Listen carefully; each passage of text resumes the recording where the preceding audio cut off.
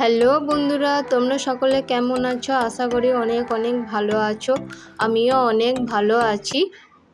তোমরা যারা আমার চ্যানেলে নতুন অথবা যারা আমার ভিডিওটা প্রথম দেখছো তারা অবশ্যই চ্যানেলটি সাবস্ক্রাইব করে পাশে থেকো। আমিও তোমাদের পাশে থাকবো। তো আজকের ব্লগটা এখান থেকে স্টার্ট করছি। তো দেখো, এখানে সারা মাসের মুদিখানার কিছু বাজার নিয়ে আসা হয়েছে, তো সেগুলোই তোমাদের সাথে শেয়ার করব। তো এদিকে দেখো, আটা নিয়ে আসা হয়েছে 5 কেজি, এই যে তেল নিয়ে আসা হয়েছে 2 কেজি, তারপর এখানে সাবান নিয়ে আসা হয়েছে ডেটল, আর এই যে এই তেলটা, এটা আমি গায়ে মাখি, তার জন্য এটা নিয়ে আসা হয়েছে। আর ওই যে ওখানে বিস্কুট আছে 1 প্যাকেট, আর এই যে সার্ফ, এটা ফেনা সার্ফ, তো আমরা এই সার্ফটাই ব্যবহার করি। আর এখানে দেখো শ্যাম্পু নিয়ে আসা হয়েছে ক্লিনিক প্লাস, তো আমি এই প্যাকেটে শ্যাম্পু ইউজ করি। আর নিয়ে আসা হয়েছে কাঁচা ছোলা, আর নিয়ে আসা হয়েছে এখানে কাবলি ছোলা,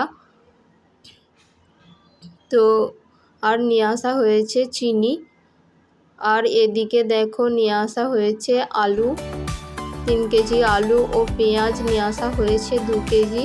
তো আলু পেঁয়াজ একবারে এরকমভাবে নিয়ে আসা হয়, আর আমি কিন্তু ঢেলে রেখে দিই, কারণ প্যাকেটে রেখে দিলে নষ্ট হয়ে যায়। আর কিছু সবজি নিয়ে আসা হয়েছে, যে ঝিঙে, পেঁপে আর আমড়া, তো এখানে কিন্তু আমড়া পাওয়াই যায় না, খুব কমই পাওয়া যায়।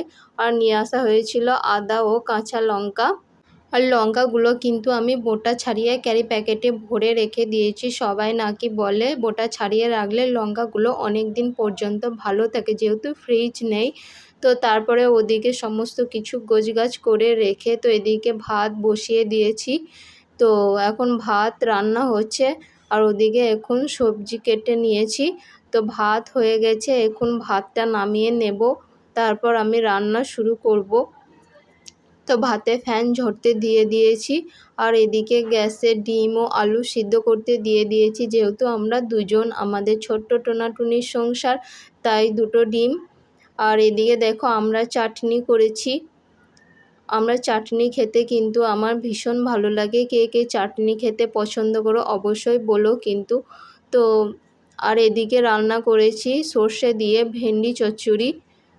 ভেন্ডি খেতে আমার অতটাও ভালো লাগে না, কিন্তু তাও খেতে তো হবে মাঝে মাঝে, রোজ রোজ তো আর একই সবজি খাওয়া যায় না। তো ওদিকে ডিম ও আলুটা প্রায় সেদ্ধ হয়ে এসেছে, আর এইদিকে যে আমি মশলাটা শিলে বেটে নেব, কাঁচা লঙ্কা, আদা, রসুন ও পেঁয়াজ। তো আমি পেঁয়াজ কিছুটা ভেজে দিই আর কিছুটা বেটে দিই, এতে করে রান্নাটা কিন্তু গ্রেভিটা খুব সুন্দর আসে, তাই আমি প্রত্যেকটা রান্নাতে পেঁয়াজ এরকমভাবে ব্যবহার করি। তো ডিমটা সিদ্ধ হয়ে গেছে, এখন ডিমটা নামিয়ে নেব। তো ডিমটা নামিয়ে নিয়ে আমি ডিমটা ছাড়িয়ে খোলাটা পরিষ্কার করে এখন আমি ডিমটা ভেজে নিচ্ছি।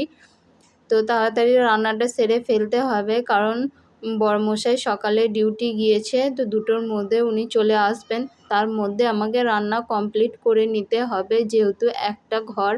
তো যখন ঘরে আসবে তখন পাখা চালালে কিন্তু রান্না করতে অসুবিধা হয়, ঘর গরম হয়ে যায়, তাই রান্নাটা তাড়াতাড়ি করে ফেলতে হবে। তো তোমাদের সাথে কথা বলতে বলতে তো এদিকে দেখো আমার আলু ভেজে মশলাও কষানো হয়ে গেছে, আর এখন এদিকে জল দিয়ে দিলাম। তো ফুটে উঠলে ডিমটা দিয়ে দিলে আমার রান্নাটা কমপ্লিট হয়ে যাবে। তো তারপর আমার সমস্ত রান্না বান্না কমপ্লিট হয়ে গেছে।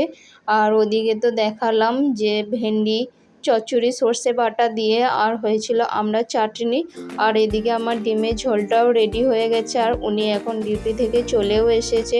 তো এখন আমরা খেতে বসে পড়েছি। তো এখন খাওয়া দাওয়া করে নেব। আজকের ব্লগটা এই পর্যন্তই। তো ধন্যবাদ আমার পুরো ভিডিওটা দেখার জন্য। তো যারা যারা আমার চ্যানেলে নতুন আছো তারা অবশ্যই চ্যানেলটি সাবস্ক্রাইব করে পাশে থেকো। অবশ্যই আমিও তোমাদের পাশে থাকবো। ধন্যবাদ।